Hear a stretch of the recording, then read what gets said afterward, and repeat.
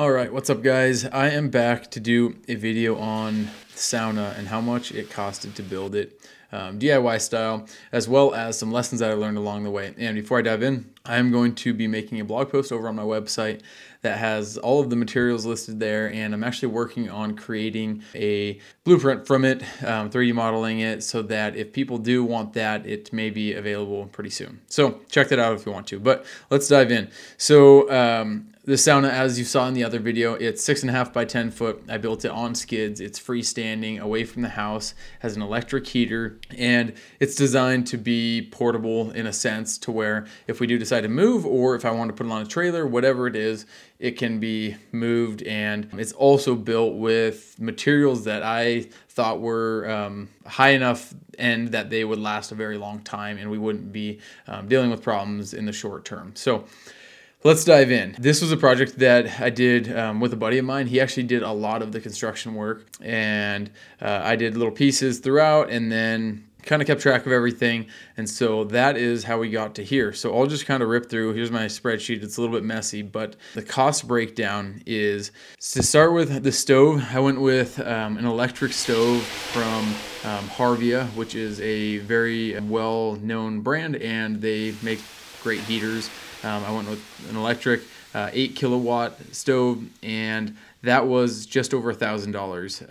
$1,091 is what I have written down, and that was just based on the size of the structure. You have to look at the volume of the structure and determine the size of heater that you want. And obviously, if you're doing a wood stove, same thing, but a little different calculation. So next, then the lumber package. So this was all of the framing pretty much, and that came out to about $1,026. Again, for the 2x4s, any OSB I needed, the lumber package altogether.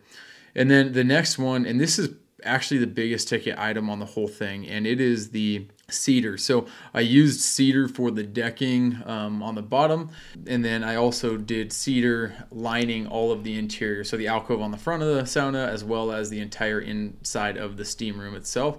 It's all covered in tongue and groove cedar, western red cedar, and the benches are also the same material.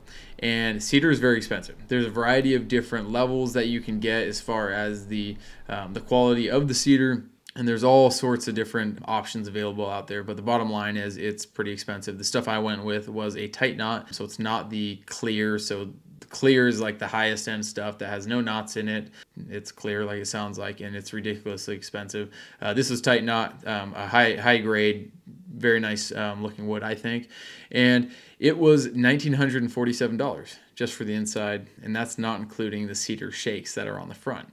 So almost $2,000 worth of wood just on the inside.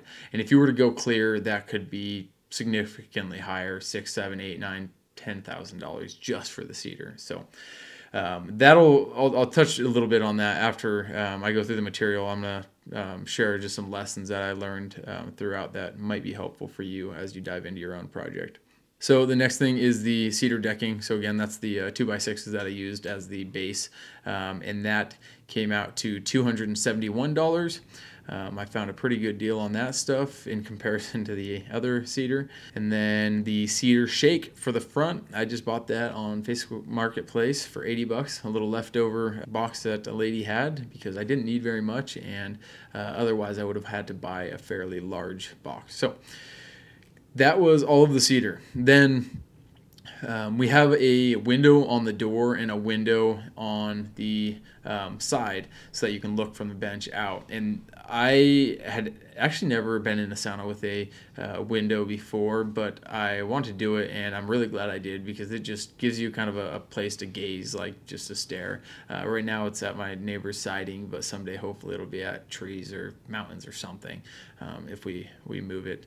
And so I got the glass through a local glass shop. I called around, talked, ended up getting some tempered glass. It was double pane, insulated, and the heat, the temperature rating was high enough to where I didn't have to worry about that. So I custom ordered those two, picked them up, and that was $186 for those two pieces of glass. Then Next were, I think, just a few more studs I ran short on. That was another 35 bucks. The vapor barrier, this is the interior vapor barrier. So I did a vapor barrier on the outside, like your standard Tyvek wrap, and that was tied in with that lumber package price. And then I did the interior foil style vapor barrier that a lot of people had recommended, and that was $101. And then the siding on the exterior, I did a board and bat style siding. That came out to $329. The roofing, did metal standing seam roofing that I really like. It turned out really good, and it's just nice knowing it'll last a ridiculously long time. But it is a little bit pricey. That was $479. And that's not including the underlayment. The next line was insulation. So I went with a mineral wool insulation for the inside, and that's because your standard like fiberglass style insulation can be problematic if it gets wet. And being a sauna with the steam room, I didn't want a chance that in the off case that the vapor barrier failed, that the insulation would then start to degrade and become ineffective and or problematic. So I went with mineral wool. And then I also got roofing underlayment for the roofing, and I bought those at the same time, and that was $356. Then 2x12 lumber, 23 bucks. I got some odds and ends, some wire that I wanted to put in the walls before we covered them up, because I was going to then hire an electrician to come in to do the actual wiring. And so another 69 there, and then some 1x8 for the fascia board, $28. Caulk and paint, $165. More paint, $80. The plywood window sealant, hinges, latches for the doors and that other window came out to $156. And my buddy, he built that door from scratch. It turned out really good. I really liked that.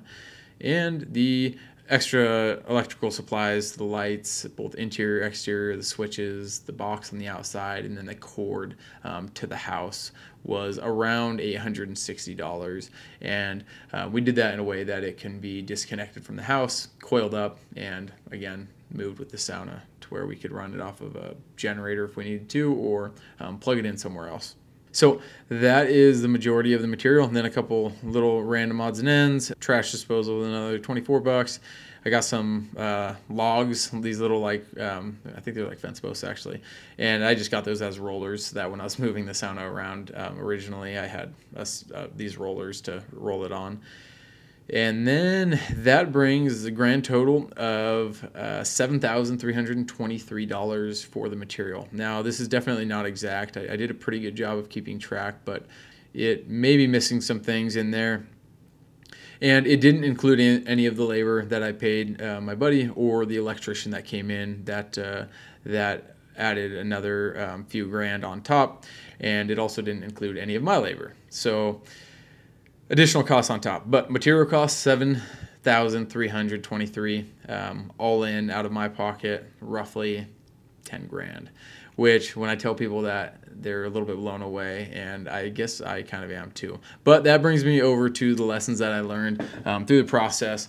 So there are some Facebook groups that are awesome, websites that are awesome. There's a lot of good information out there, but there was definitely still some things I wish I would have known. So one of the first ones is that it's not cheap.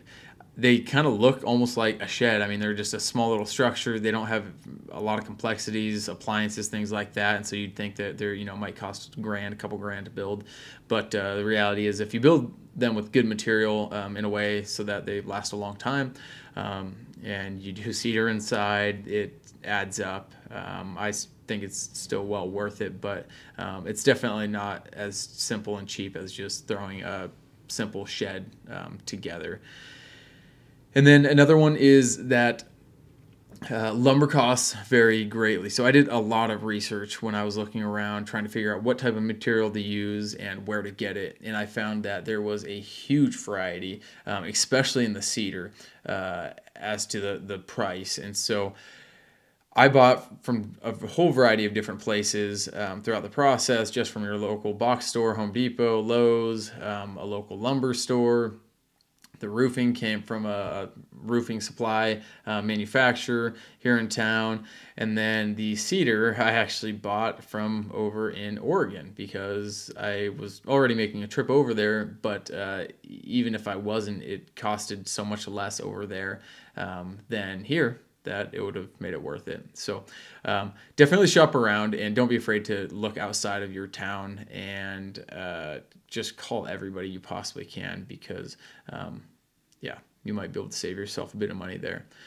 And that brings me over to the interior. So the inside of mine is cedar, and in the US, most saunas seem like they have cedar on the inside, and I love it.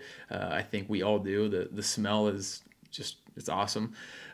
But in the research process, when I was trying to figure out what materials to do and I was considering alternatives, I actually called one of my uncles who is Swedish, and then I talked to a handful of other people in my family, and learned that in Scandinavia, specifically in Finland, Sweden, they don't actually really ever use cedar as the interior liner for the sauna, because I don't think they have a lot of cedar available there. And they typically are using something like a spruce or even a pine. And so there's a whole variety. You can use a variety of things. You just have to be cognizant of the quality of it, in that you don't want something that has knots that pass right through, that might become unstable through the heat and cooling process, expansion, contraction of the wood over time, and those knots popping out. You also don't want a lot of sap in the wood, because again, with the heat, it will start to bleed out. And so especially if it's somewhere that you're going to be touching, that would be incredibly annoying to have sap. And then the density of the wood. So if there's a lot of knots, or there's a huge variation in density throughout the wood, that affects its thermal conductivity, and so it'll heat up at different rates. And so if you have a bench that has material that's, you know, a huge variation in density, then you might sit down on it and burn yourself on one side, and the other side's just fine. So just being cognizant of that, but knowing that there's a whole variety of different woods, and there's some articles out there that are a lot more exhaustive on that topic. So is that also a good quality heater is definitely worth it. I grew up using a whole bunch of different saunas, and it seemed like the most common brand that I saw was the Harvia stoves or heaters, and so that was one of the reasons why I went with it. And I'm sure there's a lot of other good options out there, but I've definitely read some articles from people that have done other brands, and the heater coils go out, you know, in a year or multiple times in a fairly short period of time, and they're just annoying to deal with. And so I'm not going to say this is the best brand or the only brand, because there's certainly other good ones, but just consider the reputability of that. And yeah, hopefully you don't have to replace parts very often, and if you do, hopefully they are available. And then lighting, we put a light on the inside and the outside of this, and it is very nice, obviously, but I did regret going with the light that I went with on the inside, just because of how bright it is.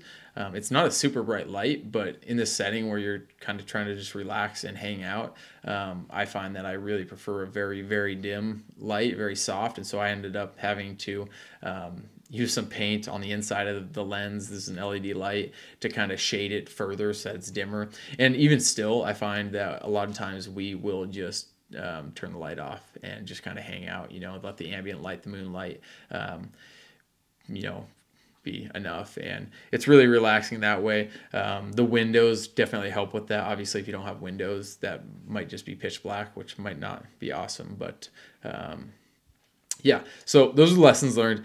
Again, if you do want to see a list of this, click the link down below over to my website. I'm going to try to get the design up here pretty soon, and otherwise there should be materials in there. And if you have any other questions, feel free to reach out to me. Thanks.